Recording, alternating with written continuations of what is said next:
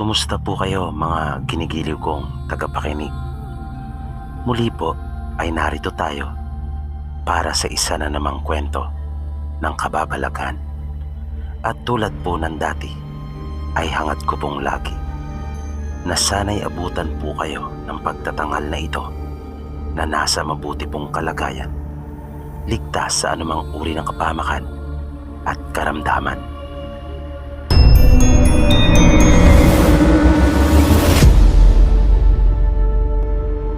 Bago po natin ipagpatuloy yung kwento nung ating sender patungkol sa kasaysayan at karanasan ng kanilang ama na si Mang Natoy, ay atin munang pansamantalang bibigyan ng daan ang kwento ng isa pa nating masugid na tagapakinig. Ang nagpadala sa atin ng kwento para sa pagtatanghal natin ngayon ay si Leo. At ito ay tungkol naman sa personal niya mismong karanasan nang minsang sumama siya sa kanyang kasintahan. Pagkukwento niya, siya ay hindi naman matatakotin na tao. Pero grabing takot ang kanyang nararamdaman nang mangyari ito sa kanya. Ayon pa kay Leo, hindi rin siya mapaniwalain sa mga kababalagan at mga kwentong aswang, pagkat ipinanganak siya at lumaki sa Maynila, na nung mga bata pa sila, ang isang bagay lang na kanilang kinakatakutan ay yung ukol sa mga multo. Nasabi pa niya ay minsan na rin siyang nakakita ng white lady na bumababa sa hagdan ng kanilang kapitbahay. Pagkukwento ni Leo, walang-wala sa hinuha niya na makakarating siya sa ganong kalayong lugar, na hindi niya talaga akalaing makakapunta siya sa isang pook na tawid dagat. Pag-aamin niya, kinakabahan talaga siya nung mga pagkakataong iyon, dahil hindi niya alam kung anong pakikitungo ang gagawin sa kanya ng pamilya at mga kaanak ng kanyang nobya na si Jessa. Pero ang sabi naman ng dalaga ay mababait ang kanyang pamilya at siguradong makakasundo naman umano ni Leo. Nang dumating sila doon sa pier, ay napansin kaagad ni Leo ang kaibahan ng lugar kumpara sa Maynila. Sa paghampas pa lang ng hangin sa kanyang mukha, ay naramdaman na niya kaagad ang preskong dulot noon, na ibang-iba talaga kumpara sa syudad na kinalakihan niya. Ang probinsya nila Jessa ay hindi kasing unlad ng mga karatig lalawigan nito, na nung mga panahong iyon ay maaaring sabihin na napag-iiwanan na ito. At kapansin-pansin iyon magmula pa lang sa mga infrastrukturang naroon malapit sa pier, at gayon din sa mga malubak at hindi pa sementadong kalsada na dinaanan ng sinakyan nilang pampasaherong jeep, na halos siksikan silang lahat doon sa loob, na mabuti-buti pa nga siguro ang mga sardinas sa lata nito. At hitik na hitik ang nasabing sasakyan, dahil sa mga nagkumpulan sa itaas nito, na bukod sa mga bagaheng nakasampa roon ay may mga pasahero din. Pero madali mo rin namang maintindihan kung bakit ganon, dahil iilan lamang at mabibilang mo talaga yung mga bumabiyahing sasakyan noong mga panahong iyon doon sa kanila. Idagdag pa na may oras lamang ang pagbiyahe ng mga ito. Pagbaba nila mula sa jeep, ay nakita kaagad ni Leo yung maluwang na pagkakangiti ng kanyang nobya, At nang sundan ng kanyang mga mata ang tinitingnan nito, ay nakita niya ang dalawang babae at isang lalaking naghihintay sa tabi ng kalsada na mga nakangiti rin, at mararamdaman mo ang saya sa kanila. Ang dalawa pala sa kanila ay mga kapatid ni Jessa, habang yung isang babae naman na halos kaidaran lang namin ay kanya namang pinsan at matalik din niyang kaibigan na lagi niyang kasakasama noong nag-aaral pa sila.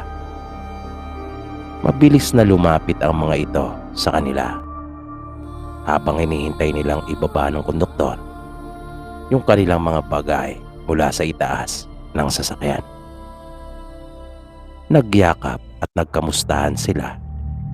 Nakapwa sila masayang lahat dahil na rin siguro sa tagal ng panahon na hindi sila nagkita. Nang maibaba ng lahat ang aming mga dala, ay nagkwentuhan pa silang sandali na nakaalis na't lahat ang jeep, ay naroon pa rin kami at para bang wala pang balak na lumakad. Nahinto lamang sila na magsalita ang bunsong kapatid nila na si Jess at sinabing umpisahan na raw namin maglakad, nang sa ganon ay hindi kami abutan ng tanghali sa daan dahil mas lalo kaming hihingalin pag nagkataon pagkat napakainit. Kaya kanila na lang itinuloy yung pagkukwentuhan sa daan at lumakad na kami. At hindi ko makakalimutan yung karanasan kong iyon. Sa unang pagkakataon ay naranasan kong maglakad ng napakalayo na mayroon pang pasan-pasan. Nahirapan talaga ako at basang-basa ako ng pawis. Pero yung mga kapatid at pinsan ni Jessa ay parang baliwala lang iyon sa kanila. Kahit nga si Jessa ay di ko nakitang hiningal. Nang dumating kami sa bahay nila ay tanghali na. At tuwang-tuwa nila kaming sinalubong nang magsimula ng kumahol yung kanilang mga alagang aso. Narinig kong nagkaingay yung mga tao sa loob ng bahay at maya-maya pa ay nagsilabasa na nga ang mga ito at sinalubong kami. Natuwa naman ako sa kanilang mga naging reaksyon nang ako ay kanila nang makita, lalo na nang kanila na akong makilala. Nang una lagi nilang tanong sa akin ay kung ako raw ba yung boyfriend ni Jessa. At kapag sinagot ko na ay kinikilig sila at niyayakap ako, lalong-lalo na yung nanay niya. Kung kaya naniwala ako sa kanyang sinabi na mababait nga sila at madali kong makakasundo. Kaya pakiramdam ko noon ay parang mag-asawa na talaga kami ni Jessa, pagkat parang pamilya na rin ang pagtuturing nila sa akin. Nang makapasok na kami ng kanilang bahay ay nagpahinga lang kaming sandali at kumain na rin ng tanghalian. Pero yung inakala kong masayang bakasyon na iyon ay mapapalitan lang pala ng isang nakakatakot na karanasan. At nagsimula iyon nang kasalukuyan ng idinaraos ang kasalan sa bahay nila Jessa, na yun talaga ang dahilan kung bakit kami umuwi. Kasal kasi ng panganay nilang kapatid na si Ate Rowena. Kaya hindi talaga maaari na wala siya. Pangalawa kasi si Jessa sa kanilang magkakapatid. Nang mga bandang hapon na nung mismong araw ng kasal ng ate niya ay nag-uuwian na ang mga tao, maliban sa iba pang naiwang mga kamag-anak nila Jessa, lalong-lalo na yung mga kalalakiang hindi pa tapos sa kanilang pag-iinuman. At kabilang na dito si Randy, na dati palang naging nobyo ni Jessa, na nang maparami na ng nainom ay tila umakyat sa kanyang ulo at nagsimula ng balikan yung mga nakaraan, at naging makulit na ito, na pinilit niyang kausapin at harapin si Jessa ng sarilinan, at nagkaroon ng komosyon nang marinig nilang pinagsisigawan nito si Jessa. Kung kaya agad na nagpuntahan ang mga kaanak ni Jessa, pati na rin si Leo, upang tingnan kung ano ang nangyari at upang protektahan na rin si Jessa, na nalaman nila Leo nung huli na hindi lang pala nito sinigawan si Jessa, kundi binastos niya rin ito. Napilit siya nitong niyayakap at pinagtangkaan pang halikan.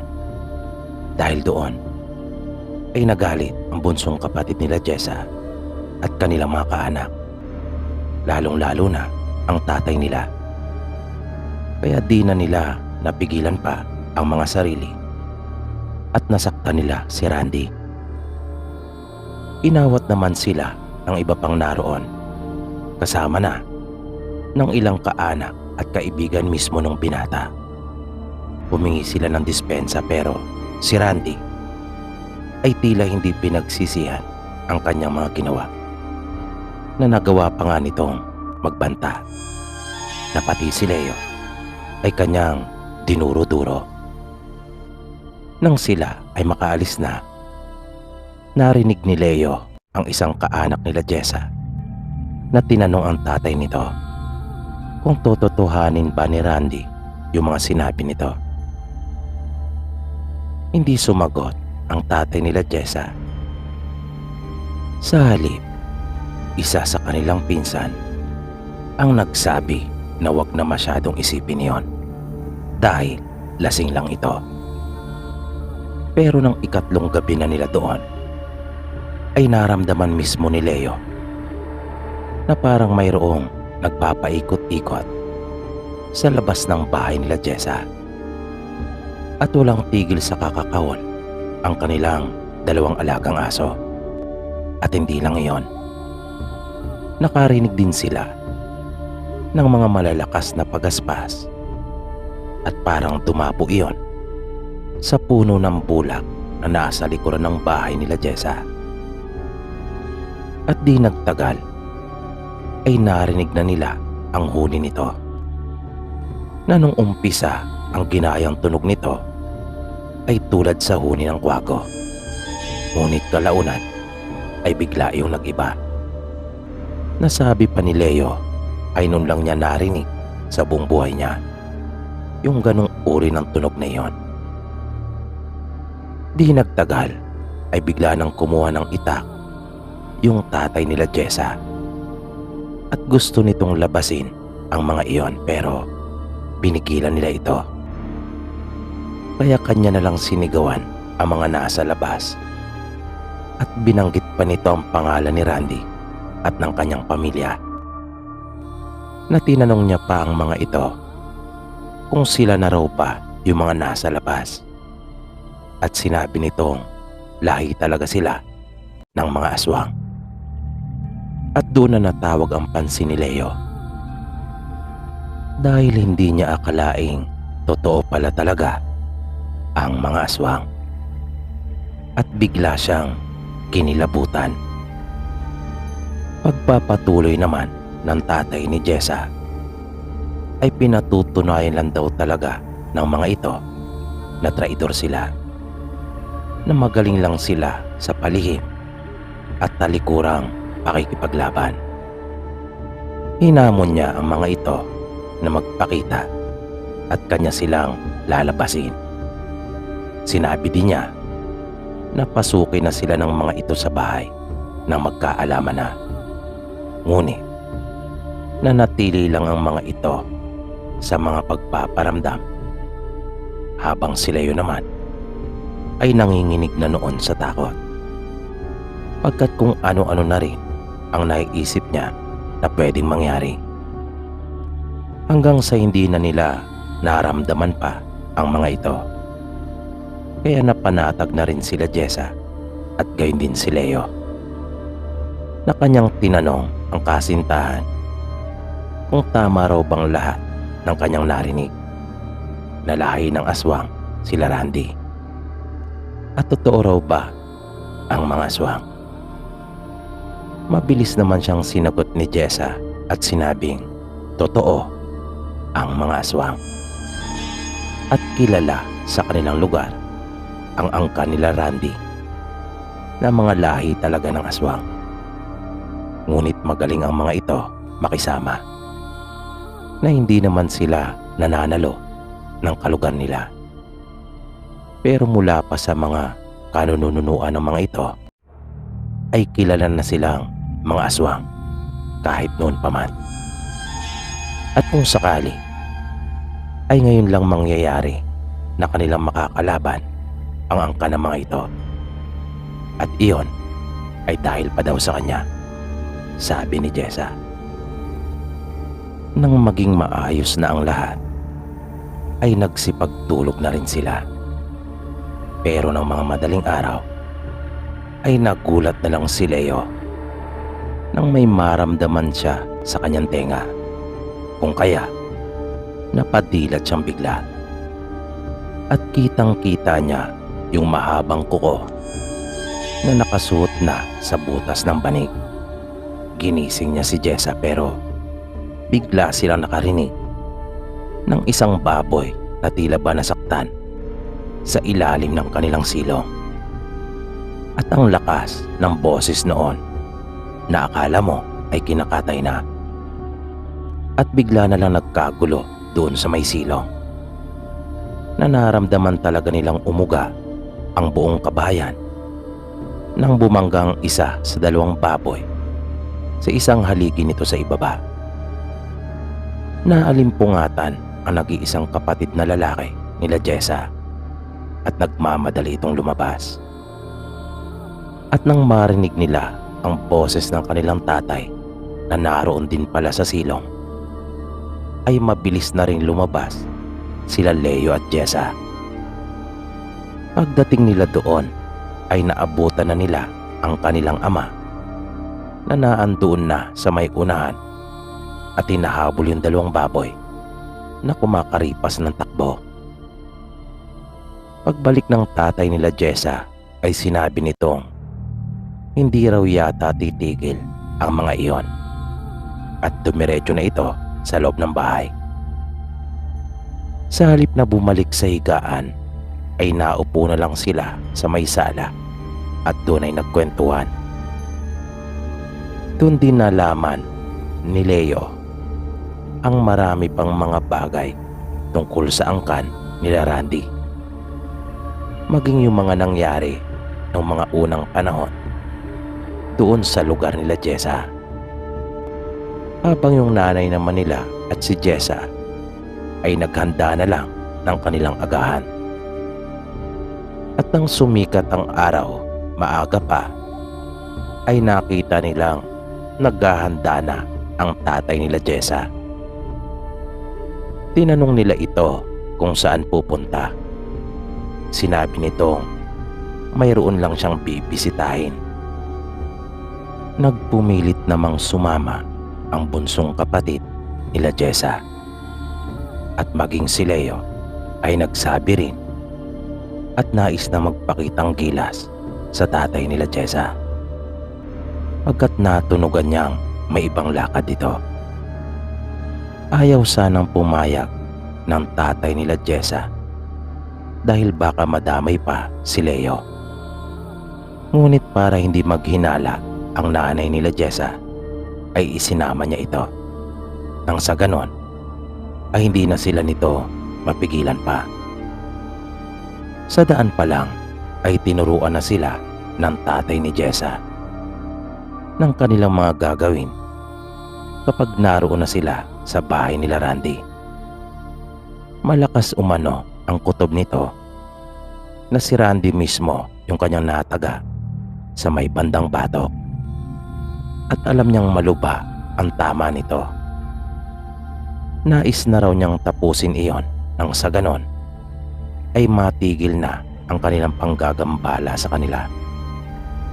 At para hindi sila masyadong maargabyado kung sakali mang lumuba ang sitwasyon, ay kanila na ring pinuntahan ang kapatid nito at isang pinsan para may aalalay sa bunsong kapatid nila Jessa at kay Leo. Kanyang ipinaliwanag sa kapatid at pinsan kung ano ang nangyari nung madaling araw, at naunawaan na nila ang gustong mangyari ng tatay nila Jessa. Pagdating nila sa harapan ng bahay nila Randy, ay tinawag niya ito at sinabing nais niya itong makausap. Ngunit sa halip na ito ang lumabas, ay yung tatay nito at mga kapatid ang siyang natipon sa harapan ng kanilang bahay. Napansin kaagad ng tatay nila Jessa na wala ang nanay ni Randy. Kinutuban kaagad siya na marahil ay ito ang nag-aasikaso sa binata. Sinabi ng tatay ni Randy na wala ito sa kanila, bagay na hindi naman talaga paniniwalaan ng tatay nila Jessa, pagkat narinig pa niya ang boses ni Randy ng panandalian ng kanyang tinaga yung baboy. Kaya malakas ang kutob niya na si Randy mismo ang kanyang nataga. Muling nagsalita ang tatay ni Jessa at sinabing kaya siya nagpunta doon sa kanila para tapusin ang lahat. At tahasan nitong sinabi na hindi siya naniniwala sa kanila na wala ang kanilang anak. Sinabi pa ng tatay nila Jessa na alam niyang nasa loob ito, at pag nagpilit siyang makapasok ay siguradong mamamatay ang binata, pagkat hindi nagagaling pa at lalong luluba ang sugat nito. Nakita nila ang reaksyon ng mga kaanak nito. Katunayang tama lahat ng sinabi ng tatay ni Jessa. Maya-maya ay biglang lumabas ang nanay ni Randy at umiiyak. Bigla itong nagmakaawa. Nakiusap ito at sinabing ayaw niyang mawala sa kanila ang kanyang anak. Kaya siya na umano ang humingi ng tawad para sa mga nagawa nito. At narinig pa ni Leo na tinawag ng babae na pare yung tatay ni Jessa at sinabing alang-alang na lang daw sa kanilang mga pinagsamahan. Patawarin na raw niya ang kanyang inaanak. Kaya nagulat si Leo, pagkat kinakapatid pala ni Randy si Jessa, at malapit pala na magkaibigan ang dalawang pamilya, na si Jessa ay inaanak din ng mga magulang ni Randy. Sinabi ng tatay ni Jessa na sana lang ay matigil na ang gulo sa pagitan nila. Dagdag na pahayag pa nito, sana daw ay maunawaan din nila siya, pagkat kailangan niyang ipagtanggol ang kanyang pamilya. Ang kanyang inaanak umano na si Randy ang nagsimula ng lahat ng gulo, at nagawa pa silang sugurin sa sariling pamamahay kasama ang ilan niyang mga pinsan. Bilang panguli ay sinabi ng tatay ni Jessa na hindi na siya magpipilit na makapasok at bibigyan niya ng isa pang pagkakataon ang kanyang inaanak upang mabuhay.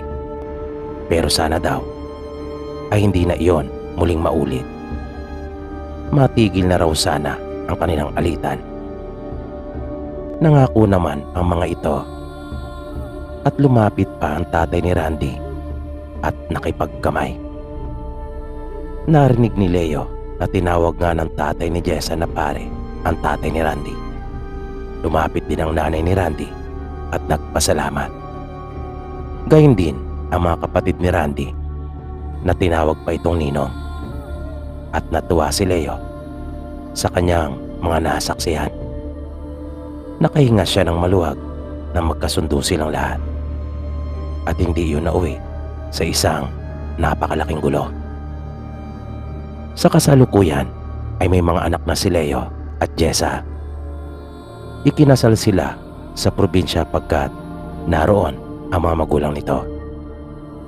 Pinaghandaan talaga ni Leo ang natatanging okasyon na iyon, na kahit may kamahalan na doon idaos ang kanilang kasal, ay nagawa pa rin makapunta ng kanyang mga magulang at kapatid, pati na rin ang ilan niyang mga kamag-anak. At ang nakatutuwa pa, naging matalik niyang kaibigan si Randy doon sa probinsya, na ito pa ang naging best man nila at ikalawang magulang sa kanilang mga naging anak.